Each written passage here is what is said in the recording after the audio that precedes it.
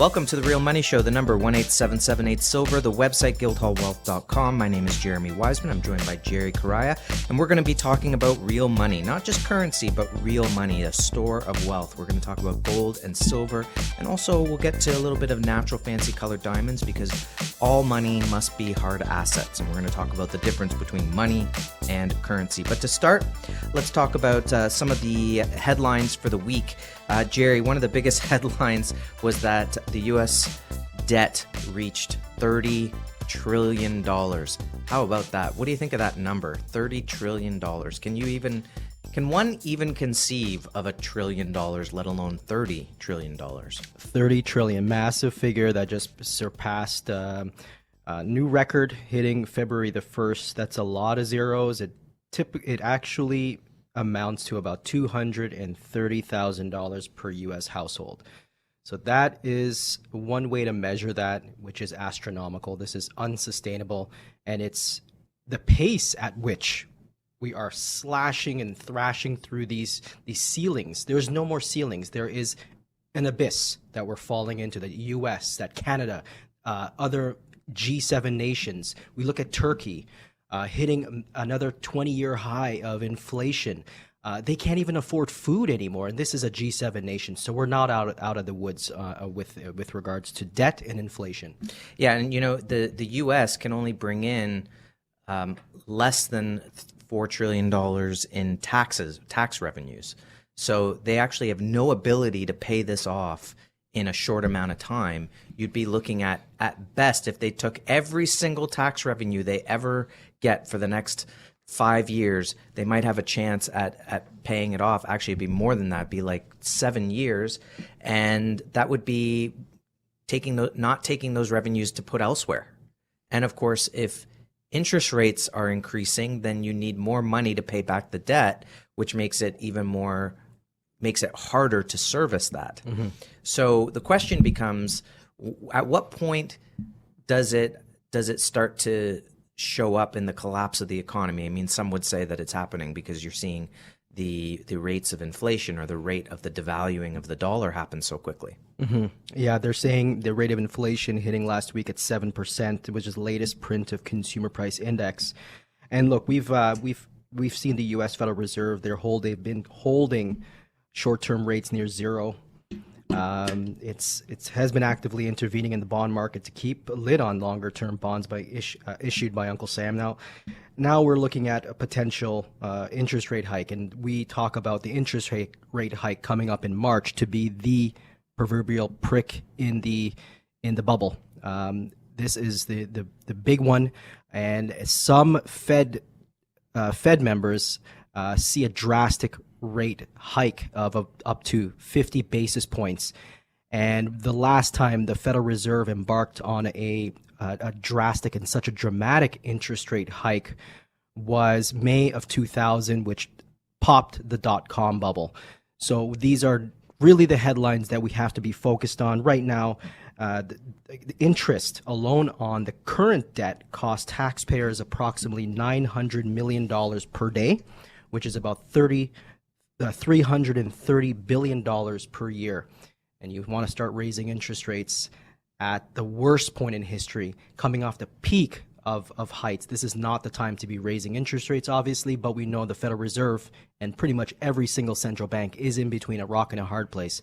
The debts will matter eventually. I'd certainly believe so. The number 18778 Silver and the website Guildhallwealth.com. And the idea here is, how are we going to protect ourselves against the unwinding of all of this? And the idea is to make sure that you don't have counterparty risk, because at some point these debts are going to come due. There's going to be a lot of deflation. These debts aren't going to be paid, right? So all of a sudden it's not worth anything. You owned this. Guess what? That company's gone, right? However, these debts get paid off, they're going to be, to a large extent, written off, which means the debtors are not going to get their money. That's deflationary. On the other hand, I believe personally that the fiat currency is going to be continued to be created out of thin air, just concocted, just alchemized. And in that sense, the value of the dollar, the currency, is going to continue to rapidly fall. So we need a way to protect against that. And of course, that means having a hard asset like physical gold and silver to do exactly that. And physical gold and silver, this is why we refer to gold and silver to be wealth insurance, because ultimately it is independence from this type of system, this fractional reserve system, where you are the guarantor of the debt being printed. You are the reason why they can continue to print money out of thin air based on your children's future, the children's future impact in the workforce, their children's children, that continues down the line. And to create, and what gold and silver represents, is independence away from that madness. You're now taking your wealth, you're converting out of debt fiat currencies, and you're converting into a hard asset that does not participate in it, in this system. This is the reason why the U.S. Hold about 8,000 tons of gold entirely outside of the financial system. And did you know that their gold is valued at $45 an ounce? For some reason, they hold that gold and it's valued on the books at $45 an ounce.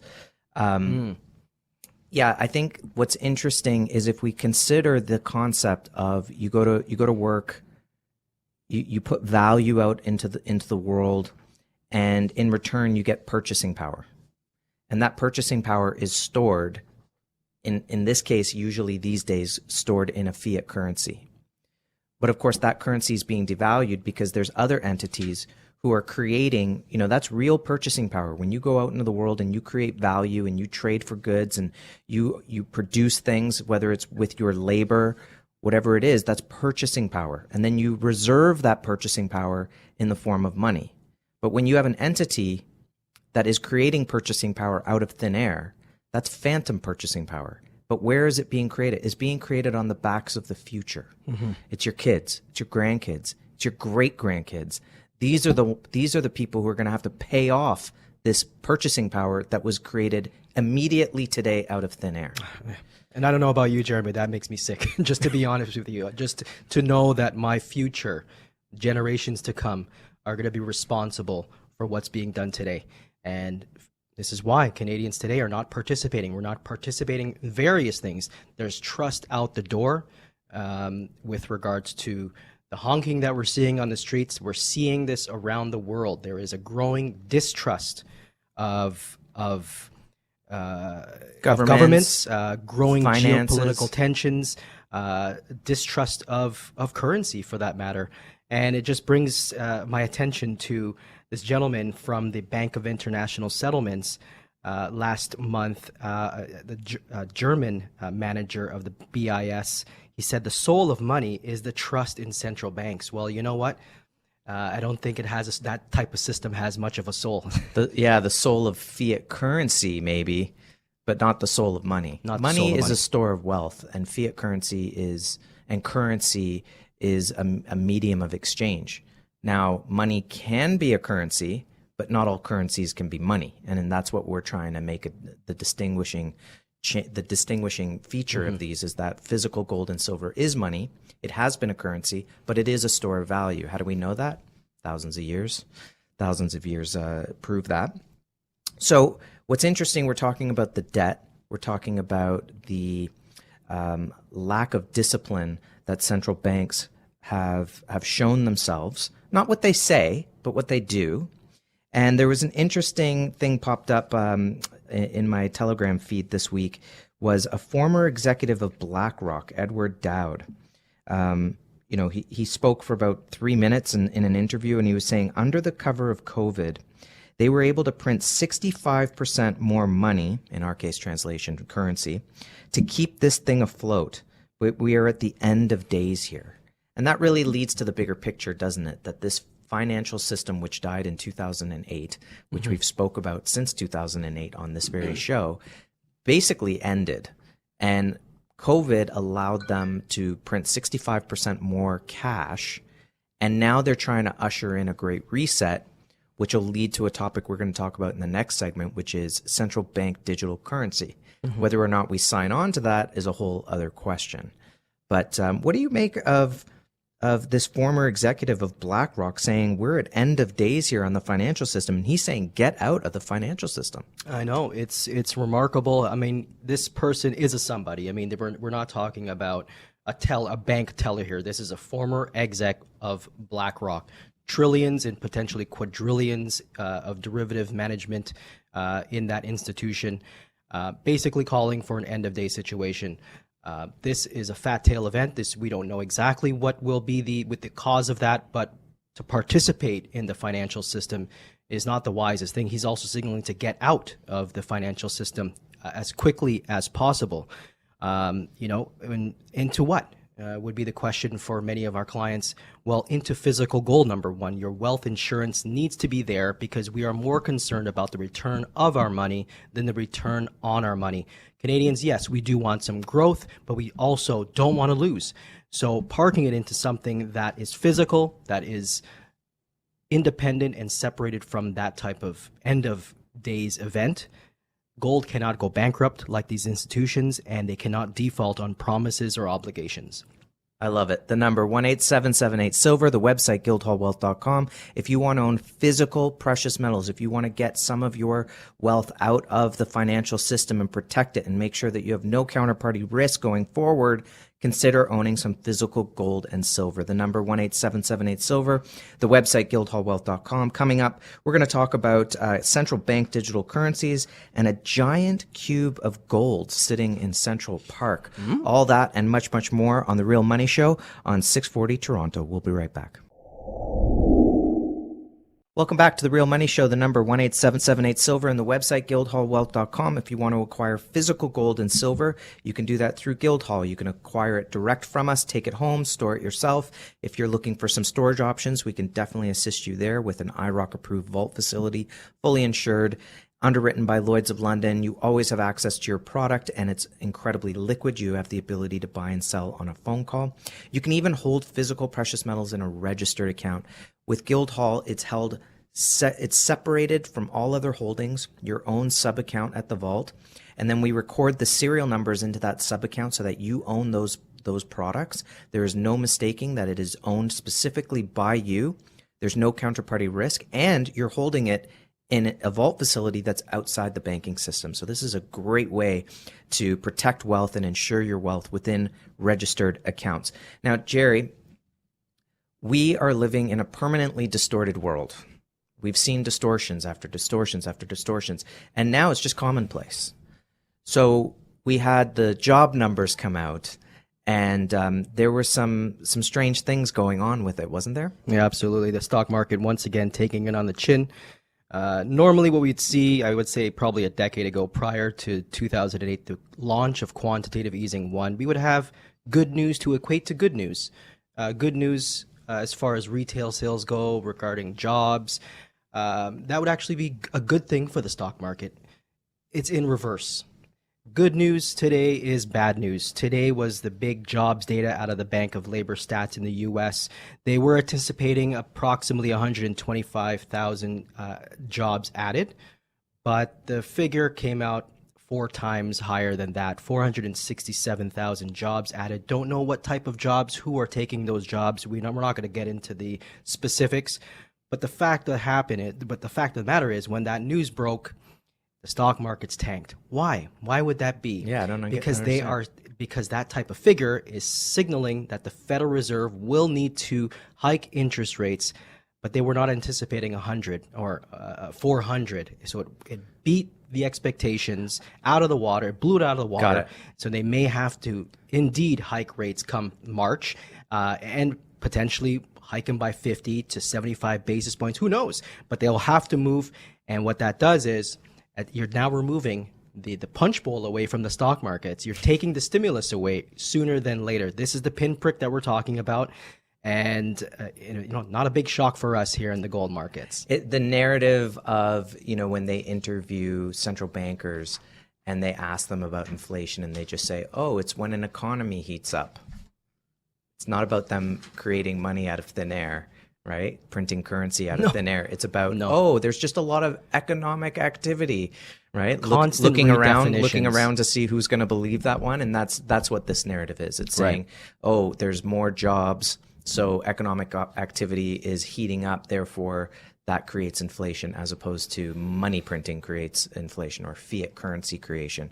On the other hand, I also heard, I don't know if you heard this, but I heard that the amount of people looking for jobs went up. Yes. So somehow there were more Job jobs, openings, but more people are out of work. So the accounting is, again, completely distorted in that regard. Let's talk about this gold cube. Interesting, eh? This was reported through Vice, and basically what it is someone has taken, an artist claims to have made an $11 million, close to $12 million worth of gold, carted through New York City last week, and being plopped down in Central Park, and later making a stop at a private dinner for Wall Street bigwigs. And the German artist Nicholas Costello wasn't tone deaf enough. This is straight from the article. Wasn't tone deaf enough. It's also an ad for a forthcoming cryptocurrency coin. Interesting. This I don't understand. This article is saying the cube, which is supposedly made of 186 kilograms of gold, which, by the way, I'm personally not buying that one, has the tagline, "Never before in history of humanity has such an enormous amount of gold been cast into a single pure object." What, you believe that? Do you think this artist actually got funded $11 million and was able to take $11 million of physical product, take delivery of that, and turn it into a cube? Well, I'm not saying it couldn't be turned into a cube quickly, because you can. It's very easy to melt gold. But right. What do you think? Well, with 11 million to get this thing started, to get the wow factor to highlight and market their NFT, this crypto that they want to launch, first of all, they're choosing the perfect asset class to create the wow factor in order to launch an NFT. And who knows, they probably got the funding and saying, listen, I'm going to make 20 million when I launch my NFT, and I'll pay you back. So getting 11 million to make a cube for the wow factor, I mean, it's very smart. It's an intelligent thing. I would probably do that if I had to launch a crypto to create that relation with gold and crypto. I love the irony. Nothing works better than a physical object to sell a digital object, right? Yeah, exactly. We're going to hype this up with something real so that you can buy something that isn't real, that only exists on a cell phone and a computer. Yeah, they're calling it a currency for high value economic goods and art. I don't know. It's very interesting. I guess they're making a play on how payments work, and that the idea is that the cryptos would be a good form of payment, and this gold brick in the middle of the room is not ideal for a gold payment. Do you think maybe that's what they're trying to get across? I mean, I would imagine most people would look at it and go, "Well, that's an impressive relic. I can't spend that in any sort of way." Well, I mean, when we look at the utility of what cryptos offer, it really just has to do with payments, and that's really just it. It's how quickly I can move it from one side of the world to the next. But it's on the blockchain. It's not that private. So, but yes, to create the credibility and to garner enough support, bringing the asset class of gold once again is very key in this one. But I mean, the cube looked nice, and what was interesting is the depth or the thickness of it. It was about a 1/4 inch thick. So at first I thought it was a solid cube, which would be hundreds of millions of dollars if that was the case. But in this case, it was just a 1/4 ounce thick. But beautiful, look good. Yeah, maybe it was just gold leaf. Who really knows? But this leads to another aspect here, another subject. We're talking about gold being used to sell the concept of a currency, and maybe they're just saying, gold is laborious to own, so why not own nothing and be happy? That sounds familiar. Klaus. But there was another article that came out through Market Watch, and the title was the move towards digital dollar gains steam as Boston Fed says its prototype can handle 1.7 million transactions per second.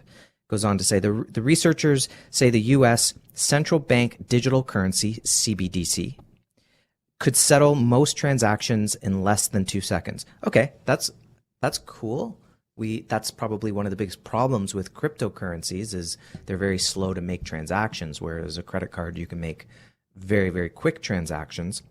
But the bigger question, Jerry, is what do you think the pitfalls are of a digital cryptocurrency, a cryptocurrency that's not outside the purview of the central banks, but that's actually being issued by the central banks? Well, the idea with a central bank digital currency is fiat currency 2.0.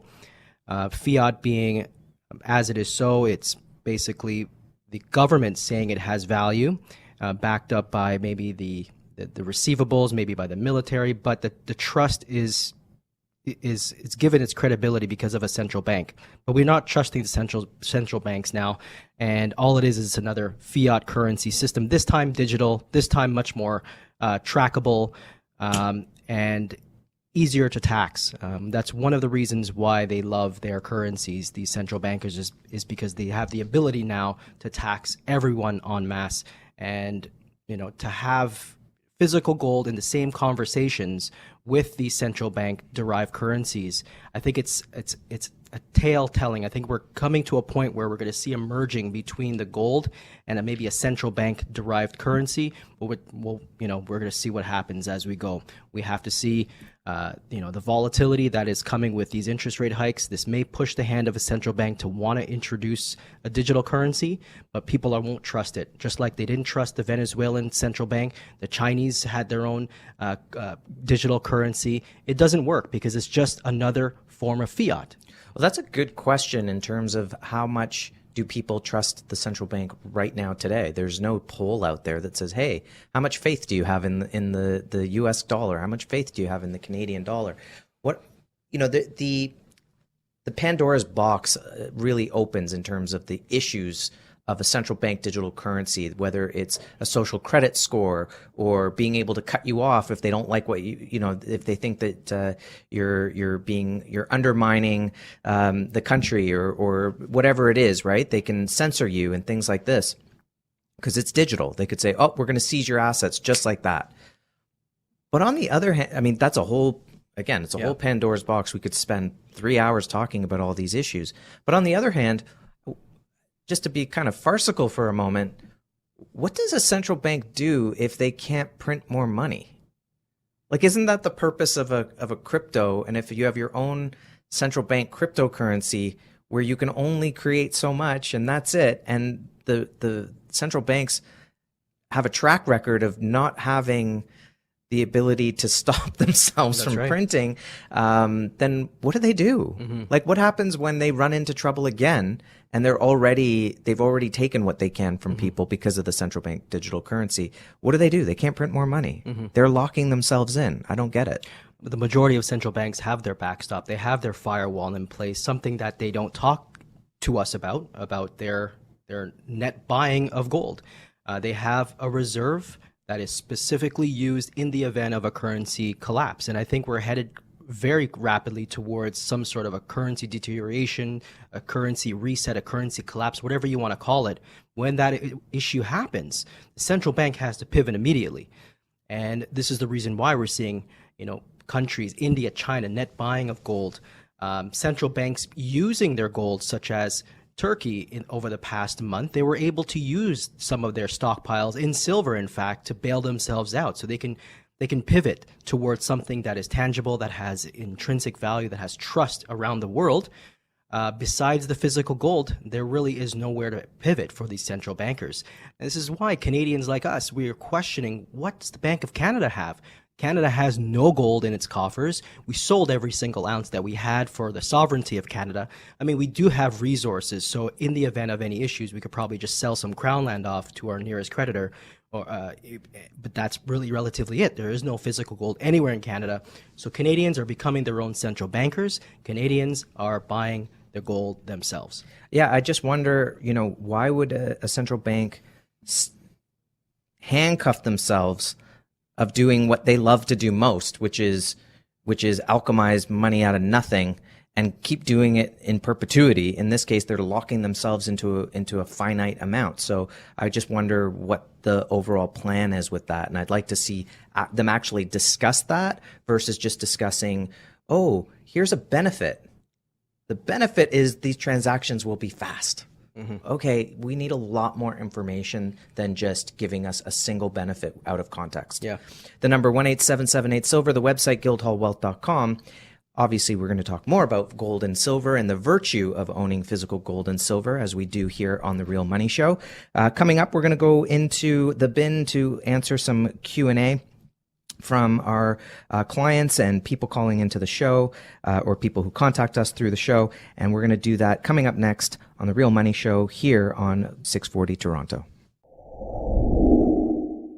Welcome back to the Real Money Show, the number 18778 silver and the website guildhallwealth.com. If you'd like to acquire some physical gold or silver for the first time, please visit our website at Guildhallpreciousmetals.com. You'll see the different products that are available. We keep it simple. That way you don't have to be overwhelmed by too much choice. The products that we offer on the site are London Bullion Market Association approved. It means they're globally respected and accepted brands, so that you know you're getting the highest quality gold and silver, which is also going to be the most liquid down the road. They're universally accepted. You'll have no issue selling. And in that vein, we're going to answer some questions about when to sell physical gold and silver, what to look for, what are the indicators that we would need and look to in order to decide it's time to sell physical gold and silver, now that perhaps you have some in your portfolio. But first, I was thinking about this NFT business, Jerry, and the cryptoverse and this digital metaverse and everything like that. And it kind of got me thinking about the .com bubble and how even after the bubble, the internet still existed. But if you knelt at the altar of technology, one thing that you missed along the way is that hard assets continued to be a factor and continue to exist and continue to have value even after the internet was created, right? I mean, gold went from $250 back in 1999. Now it's trading at $1,800 an ounce, and compared to where these debts are, it's going to be much, much higher. But do you draw a comparison for yourself between this idea of like the digital age of the internet and the metaverse and actual physical hard assets? The relationship is pretty simple. When you have the volatility of the NASDAQ bubble that burst in 2000, you have tremendous volatility, ups and downs is what you're seeing in this market. It's even taken some people 14 years to recover from their losses. Some people haven't recovered from 2008. What is it going to look like in 2022, 23 when the next one hits? We're waiting on that one to hit. What we don't see, this is why we love the asset class of a natural fancy colored diamond, Jeremy, because it offers that intrinsic value that does not participate as well, that's negatively correlated from these asset classes with volatility. You have a beautiful, intrinsically valued asset class, one that is being sought after by royalty, ones that are being sought after by families that are concerned about generational wealth, and that's something that we try to birth into the minds of our clientele, is not to think about the short term, the quick flip mentality. We're not into that anymore. We are looking to preserve wealth long term, and what a better way than a natural fancy colored diamond? Yeah, I mean, I like this idea that, yeah, there's digital worlds, there's a metaverse, et cetera, but ultimately, hard assets is money, and that's where the value is going to be stored long term. So for example, just looking at a natural fancy colored diamond, let's take something like a 1 carat fancy intense yellow. So vivid would be the strongest color, intense would be one level down. Internally flawless, I mean, it doesn't get better than that. And you look at something like an oval, which is a type of shape that is also quite rare amongst the natural fancy colored diamonds. You know, a diamond like that, a 1 carat, you would have purchased a decade ago, maybe a little over a decade ago, for what, $12,000? Today they're selling for $28,000. I mean, that is what you're looking for. It's an asset that's continued to rise in value over time. Now, what's interesting about that is if you purchased it, you know, back in 2007 or 2006 for $13,000 or whatever it was, that's a relatively small investment to get those sort of gains on. And with natural fancy colored diamonds, the more the more valuable the diamond and the larger the outlay, the more valuable that is and the bigger the increase. That's right. And pink diamonds over the course of the 2000s went up something like 300+%. And with the mine closed, no more pink diamonds coming to market. Even the wholesalers are reaching for diamonds now, because within the next generation, within the next 50 years, there won't be any diamond mines. It'll all be mined, which means the whole market moves to secondary market. Think long term like that. So exciting. Imagine giving someone a diamond that costs $28,000 today, but just the magnitude of wealth it's going to have in 50 years for a generation would be absolutely crazy, wouldn't it? Absolutely. And there was a story that came to my mind thinking of this generational wealth, being able to pass on something to your next generation. We're losing options. We're going back to the intrinsic.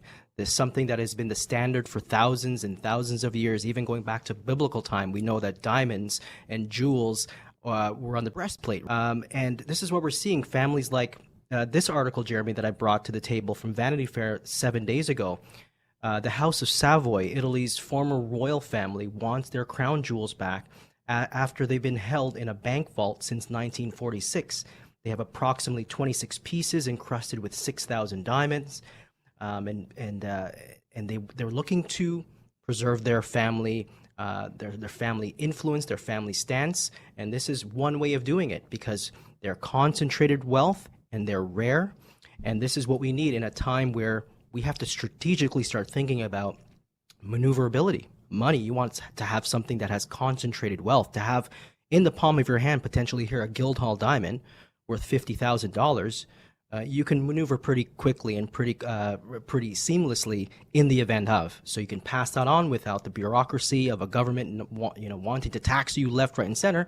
No, this is a very seamless, beautiful asset class that will be appreciated for generations to come. Not only that, but it is money. Money has to be a hard asset. It's got to be rare. It's got to be physical. It's got to have innate value. And that's what natural fancy colored diamonds are bringing to the table. And I'll tell you something, as a member of the Natural Fancy Colored Diamond Foundation, we're getting updates from the Natural Fancy Colored Diamond community all the time. And I'm always amazed at how much the community, the owners of these natural fancy colored diamond companies, echo the same things that we say. People want to own natural fancy colored diamonds because they're concerned about the devaluing of the currency. They're concerned about inflation. They're concerned about passing on generational wealth. They want to make sure that their wealth is protected, but also continuing to grow. Yes. So being able to put a portion of your wealth into a natural fancy color long term is something to take into consideration. And you can do that by giving us a call at 1-877-8-SILVER or the website Guildhallwealth.com. And you can even set up an appointment. We're happy to show you a couple of the diamonds, take you through our buying process because we own the diamonds first. Right. We're not selling on behalf of a wholesaler or anything like that. We've gone out and procured these diamonds for ourselves. So give us a call about that. We're happy to show you and educate you a little bit more about the natural fancy color diamond market. Coming up, we have to get to the Q&As, Jerry, so we'll do that. And then we'll also talk about silver squeeze. What do we have coming up this year in the metals market, specifically silver? What kind of gains we can look forward to? The number 1-877-8-SILVER, the website Guildhallwealth.com. It's the Real Money Show on AM 640. Jerry, I'm going to move ahead. Let's say you own metals. You've gone out, you've got your metals, got my silver.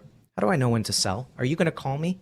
I can do that, absolutely. I'll definitely give you a call if you'd like. But what I tell my clients is to keep track of the silver to gold ratio. It's a ratio that has been used for centuries. And what it tells us is how many ounces of silver you need to get 1 ounce of gold. Right now, today, it's signaling that silver is the buy, signaling that silver is approximately, we're at 75 to 1 silver to gold ratio.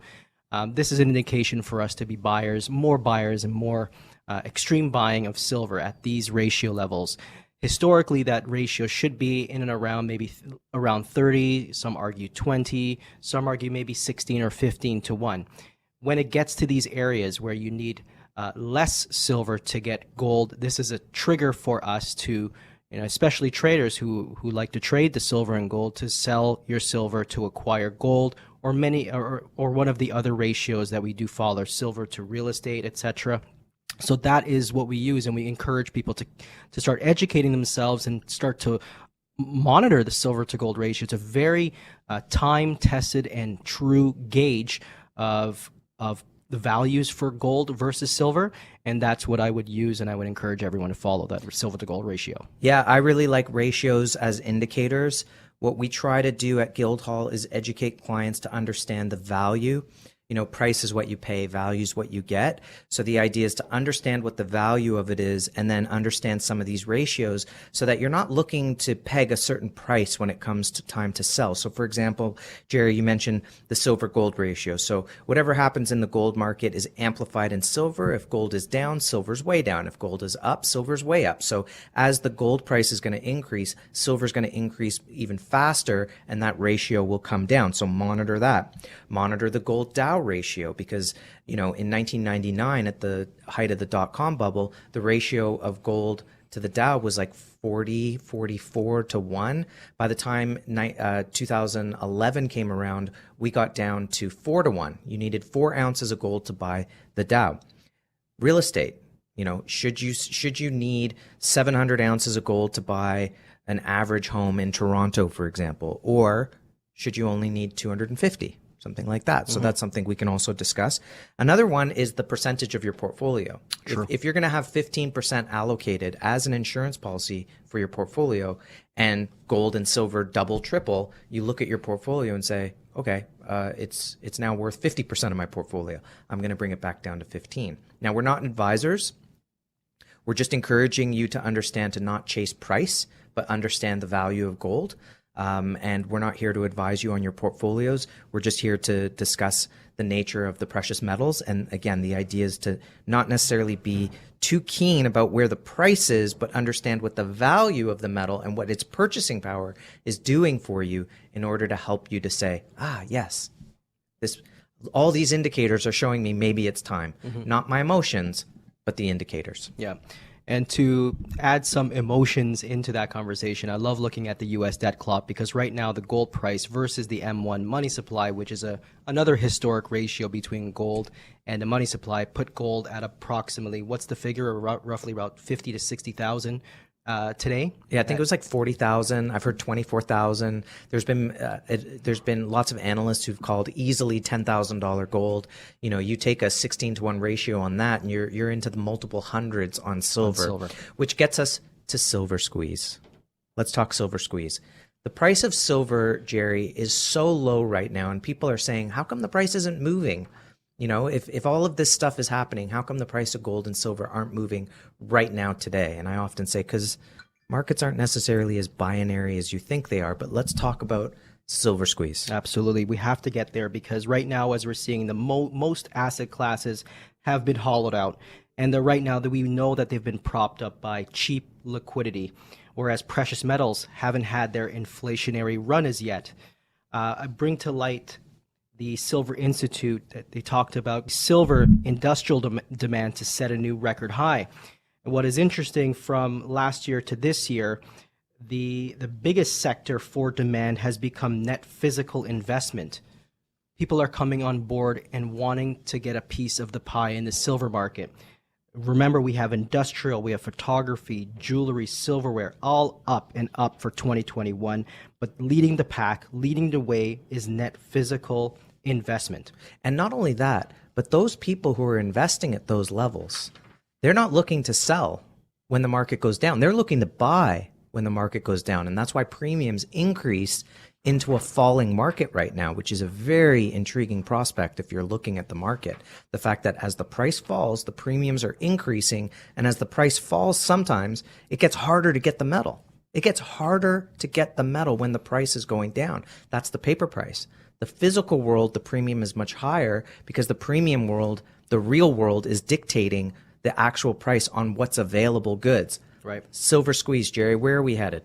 So bringing to light the FX Empire, another foreign exchange firm, their trade of the year is silver prices, as we have started the year relatively flat on precious metals. They are leading the way, and when we compare it to the asset classes of stocks and bonds. Right now, with silver trading around $23, $22 per ounce, silver to FX Empire is definitely the best trade right now. They're signaling a massive short squeeze again in 2022, reminiscent of 2020, may outshine that. So to be participating in something, this is historic. This is taking your wealth, the power of your wealth back in your possession. And this is probably the most exciting times for silver markets. So we encourage you to get in touch with Guildhall and get your physical silver today. Yeah, if we got to $31 in the silver squeeze last year and there's been nothing but buying the whole time and the market's just getting tighter and tighter at $23 an ounce, where could that project the market to in the future? I think we could definitely be seeing much, much higher prices than just $31. And if we break that $31 level, we could be off to the moon in this market. So very, very exciting stuff. If you want to get involved in the market for the first time, please go to Guildhallpreciousmetals.com. Check out some of the products that we have and pick up some small products like a 10-ounce bar or tube of silver maples. It's a great way to get involved in the market. If you're looking to hold physical metal in an RSP, TFSA, Lira, LIF, RIF, contact us. The number 18778-SILVER and the website Guildhallwealth.com. Thank you for joining us this week, Jerry. Great to chat with you this week. I felt like we could have gone for another 3 hours on these topics, but very excited about the future of the metals. Call us. We'll talk to you about the metals. We'll show you how to get involved in holding physical precious metals in a registered account where you have direct ownership, no counterparty risk, and also ask us about a natural fancy colored diamond. This has been The Real Money Show on AM 640, and we look forward to speaking with you next week.